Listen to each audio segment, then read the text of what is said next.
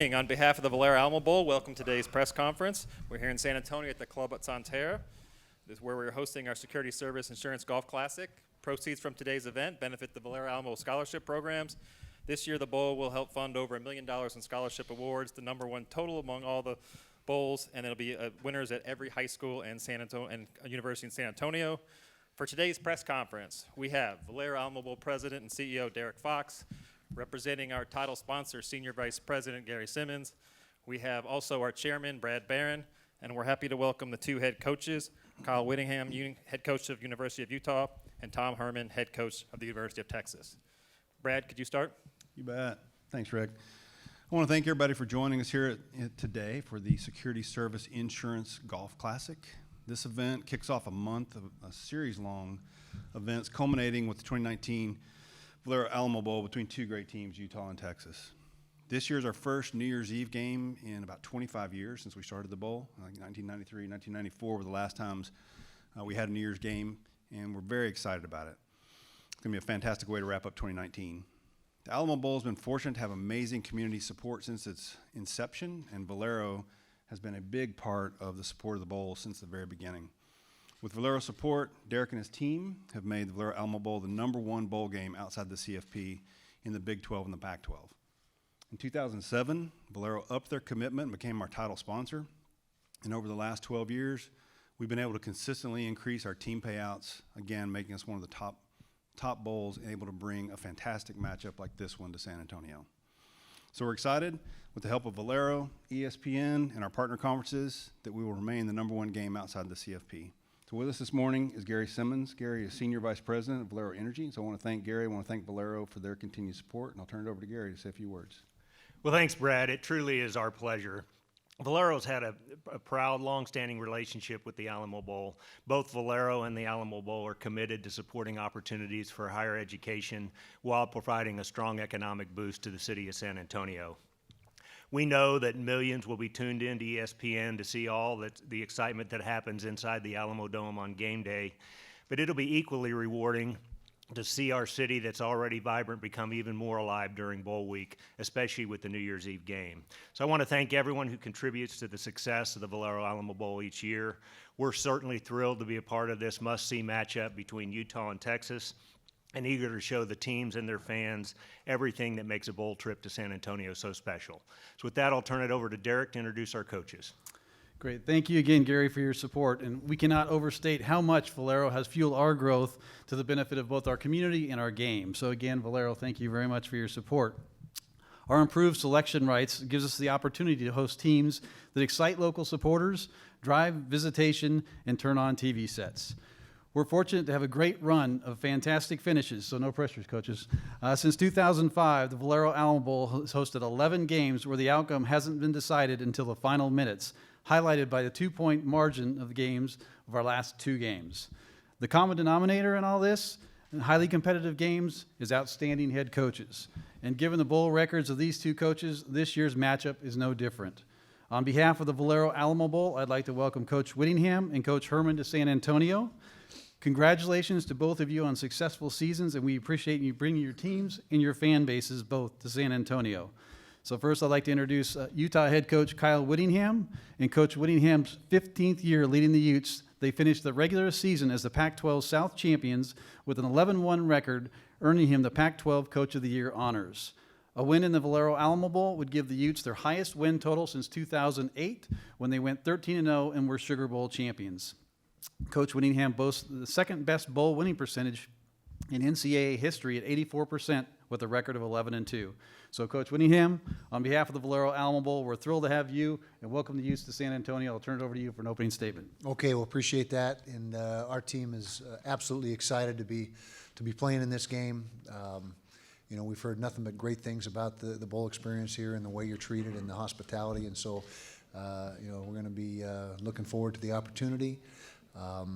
You know, we have a pretty good track record in bowl games, and so our guys really take the bowl season very seriously and work hard. And we got a great opponent here in Texas. Haven't had a chance to dive into the film yet, but I know they got weapons, and quarterback is a tremendous player. Got a receiver with over 100 catches and over 1,200 yards.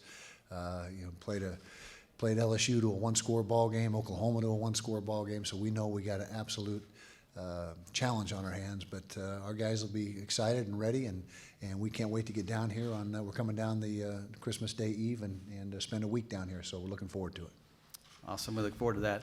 Thank you, Coach Whittingham. And now let's talk to the University of head coach, Tom Herman. This is Coach Herman's third season as the head coach of the Longhorns. He led Texas to a third-place finish in the Pac-12 this season, beating 2 ranked Big 12 opponents and coming within a score of 2 CFP teams, number 1 LSU and number 4 Oklahoma. In his first 2 seasons at Texas, Coach Herman led the Longhorns to victories in the Texas and Sugar Bowls, and Herman has spent his first 2 years as the head coach at the University of Houston. The Cougars went bowling both years, highlighted by the Peach Bowl win to cap off a 13-1 season in 2015. So, Coach Herman, on behalf of the Valero Alamo Bowl, welcome to San Antonio. I'll turn it over to you for an opening statement. Pardon me. Again, really excited to be in a bowl game in our home state. Like Coach Whittingham, we have heard nothing but great things about the experience for our players here. I know our guys get excited for bowl games, much like Coach Whittingham. We've had a pretty good track record when we go bowling, and I think our guys are excited to get to work in preparation.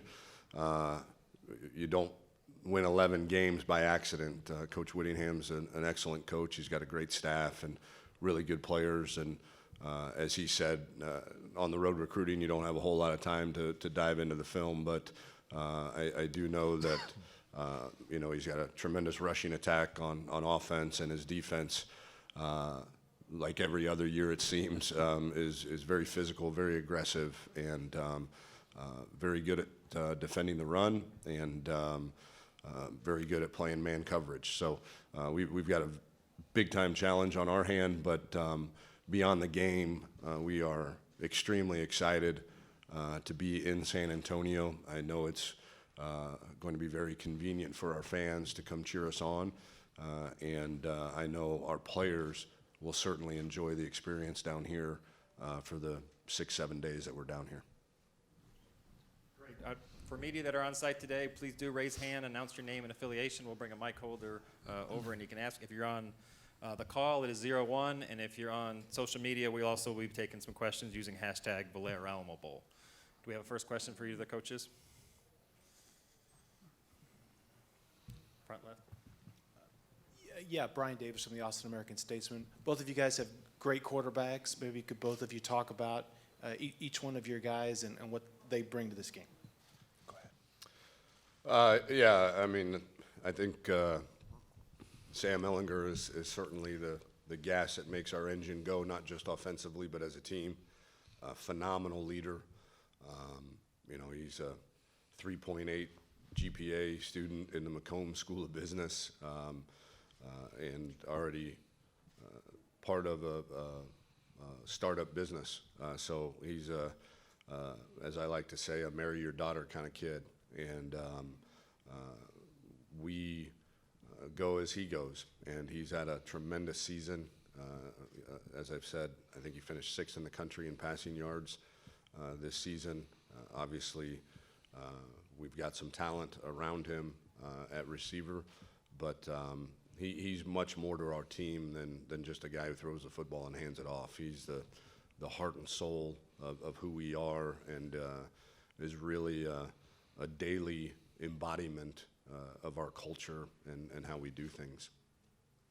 Yeah, as far as Tyler Huntley, a lot of the same. There's a lot of common ground there. He is the leader of the leaders. You have a team that most teams have a bunch of leaders, but there's usually one guy that everybody looks to, and Tyler is that guy. He's been in the program 4 years now, absolutely playing his best football of his career. Was in the Heisman conversation for a while there.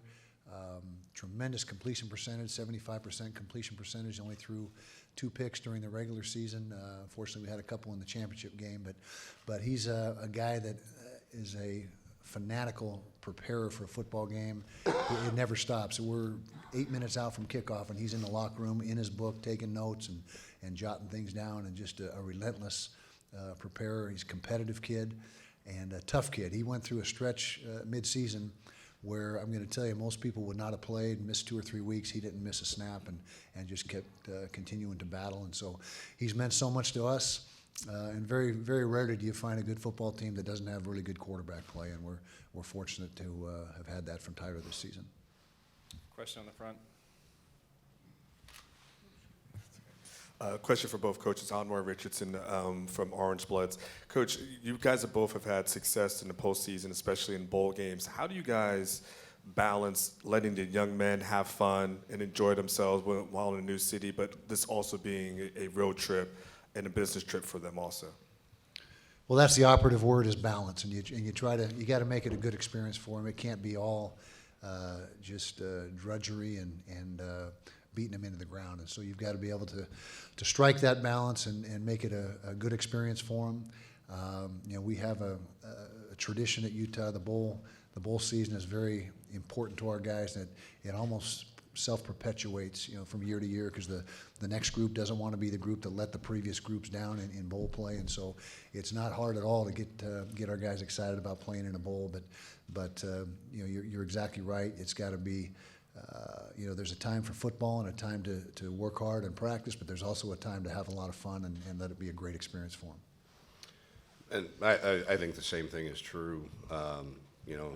We have a lot of fun during bowl preparation, not just at the site and with the activities that the bowl provides, but even before we head to the site. We've got a lot of fun, have a lot of fun when we're practicing. I think, once finals are over, the kids can, take a big, deep breath and allow us to go in and really bond. I think the bowl experience, because there's no classes, it's much like training camp in the fact that all you're doing really is playing football, practicing football, preparing to win a game. But you're around your teammates so much more than you are during the regular season, and I think, but much like Coach Whittingham said, it's about balance, and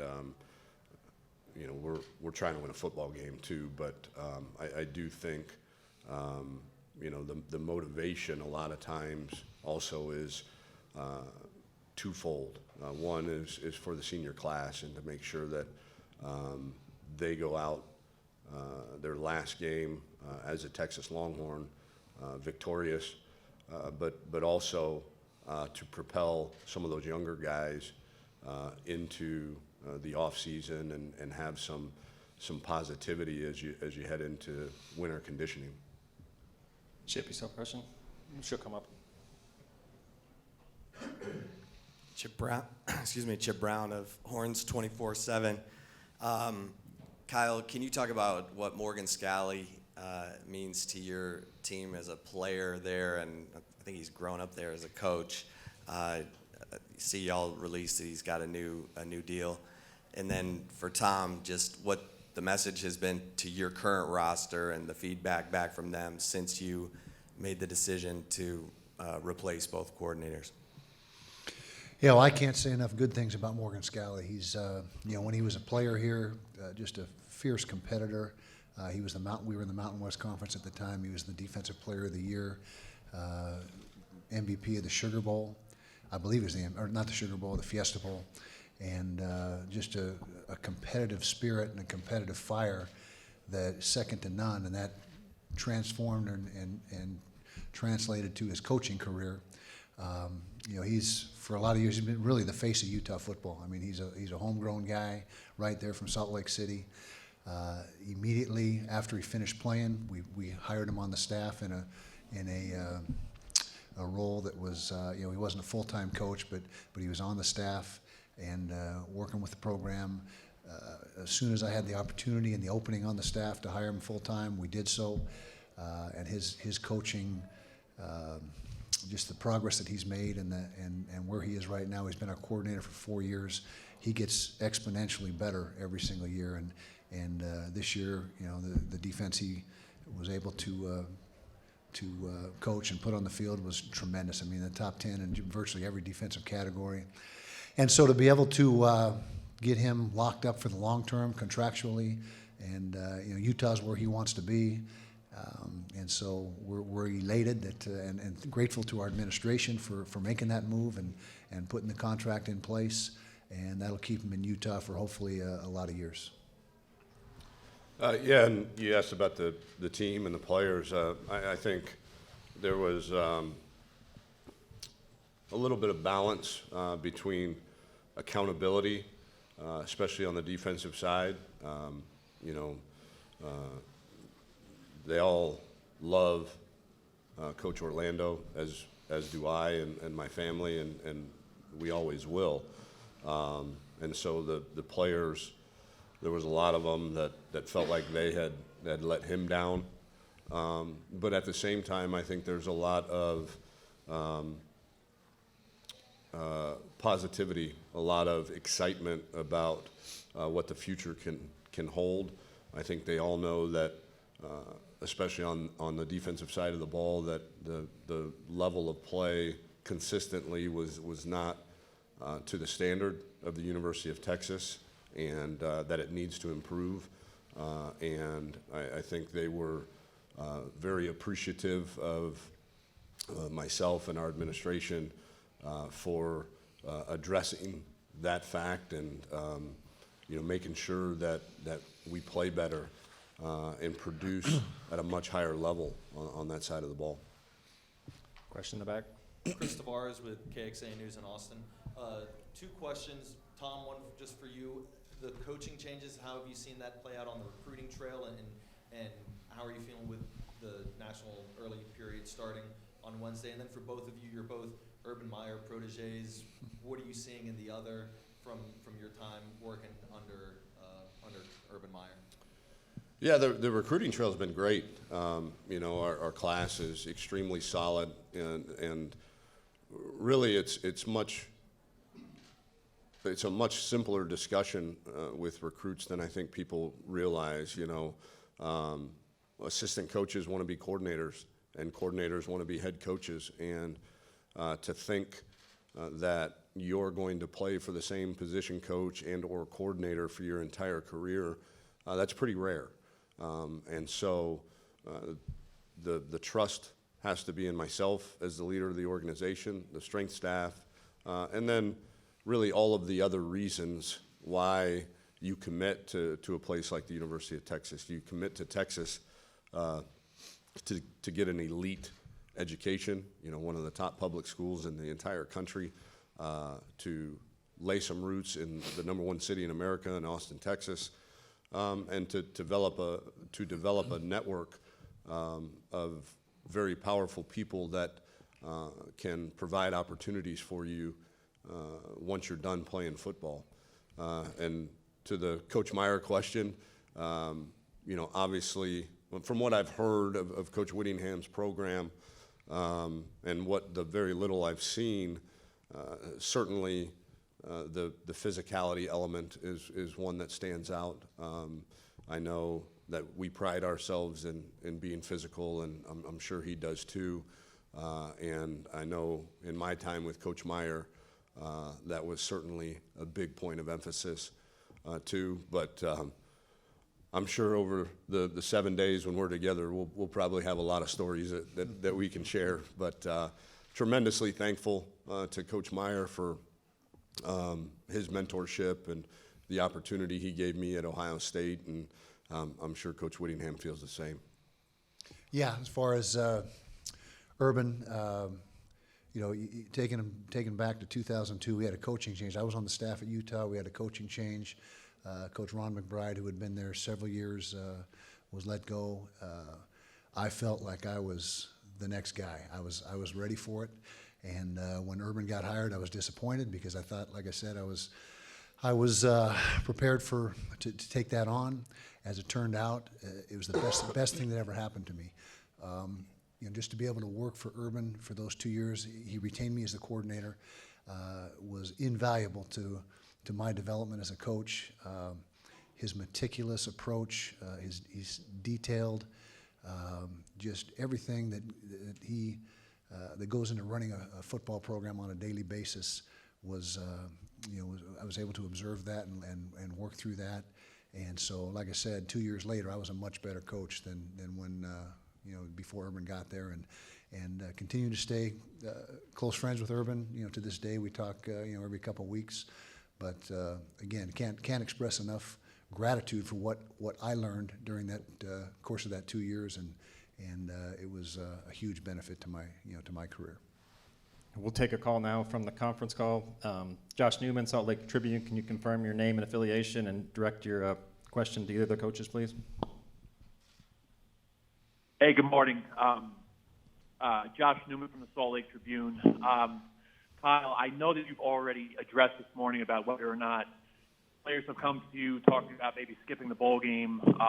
My question for both coaches, would it be tough to blame a kid if one did come to you opting to skip the bowl game, opting to worry about, the combine and working out? Would it be tough to blame a kid for worrying about himself at this point? Thanks. Yeah. I'll defer, then I can just say, what Tom said. I think blame is a strong word. I think as coaches, we certainly understand that some of these players have to make decisions that they feel are right for their future. And, once that decision is made, we support them. But we have always advised our guys to play in the bowl game. One, to be able to travel and experience the bowl game, but two, to prove to the NFL how good a team player you are too. So, but again, we're not the only ones advising them, and but once they do make that decision, we certainly support them, in all of their endeavors. Yeah, I'm of the same mindset. See, There you go.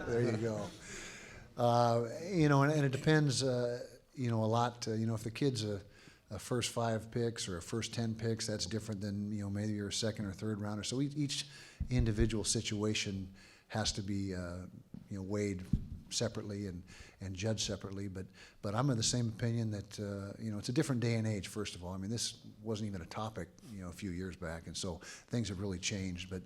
But if an athlete is definitely want to forego the bowl season and move on, then we'll support them as well. Don't necessarily agree with it all the time, but the main thing to me is they're listening to the right people. Coach mentioned that we're not the only ones in their ear, and so as long as they're getting good information and making the decision that is the right one, because I believe more times than not you can help your draft stock by playing in the game and finishing your career, but again, it's a different dynamic that's been introduced just recently, and I think coaches are still trying to get their head wrapped around it and what the best approach is. Thank you, coaches. We have another conference call, also Salt Lake Tribune. If you could confirm your name and affiliation and ask your question to one of the coaches. This is Kurt Kragthorpe from the Salt Lake Tribune. Kyle, do you have any players that have been ruled out of the game due to injury at this stage? Yeah, we lost our 2 safeties, first and second team free safety, in almost within minutes of each other, and that was Julian Blackman and R.J. Hubert to season-ending injuries. Although there's only 1 game left now, but fairly serious injuries, and so that's disappointing. We'll have to figure out a course of action. But unfortunately, Julian and R.J. Hubert won't be available. Beyond that, everyone seems to be in pretty good health. Thank you. We also have some hashtag Valero Alamo Bowl questions. Speaking of health, Coach Herman, Colin Johnson, can you give us an update on possibly him playing the bowl game? Yeah, he's progressing. As I told our local media, we expect him to be ready to play, and he will, if he continues to progress the way that he has, hopefully we get him back into practice sometime next week. And we had another social media. This is actually for you, Coach Whittingham. I've worked out for 6 straight days. What is your workout streak, and how do you stay motivated? It's kind of a sickness now. I've been doing it for a while. So what do you want to know? How many days I've done it, or what's your? I think it was how many days have you done it, and how do you keep motivated? Well, it keeps me sane. If I didn't do it, I'd go insane. It's more for a mental deal than physical, but we're right around 4,000 days, give or take. So leave it at that. I try to Straight days? Yeah, I'm trying to constantly. That's real? That's real. That's real. Like I said, it's an illness. It's a mental illness, but I'm constantly. Like walking, running, what? Yeah, running, elliptical, stair step, you name it, swimming, something every day. 4,000. 4,000. Yeah, for sure. That's awesome. Very good. Very good, Coach. Yeah, constantly trying to outwork my diet, which is hard to do. Yeah, that's the main thrust. Yeah. Do we have any more questions from the room? Derek, you want to wrap up? Yeah, just coaches, congratulations on a great year. And as you can tell by the group here and the response in the local community, we're delighted to have you both here in San Antonio. And not only for what you've done with your programs on the field, but off. I mean, you talk about academics, you talk about community service, all those things. You guys have well-rounded programs. So we're honored to have you and look forward to having you here in the Valero Alamo Bowl. And with that, we'll let you go. Thank you. Appreciate it. Thank you very much. Welcome. If you could stand with the two helmets so they get a picture.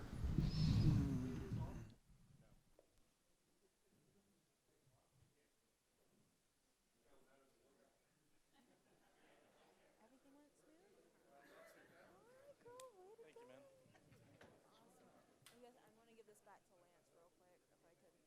I'm going to go under.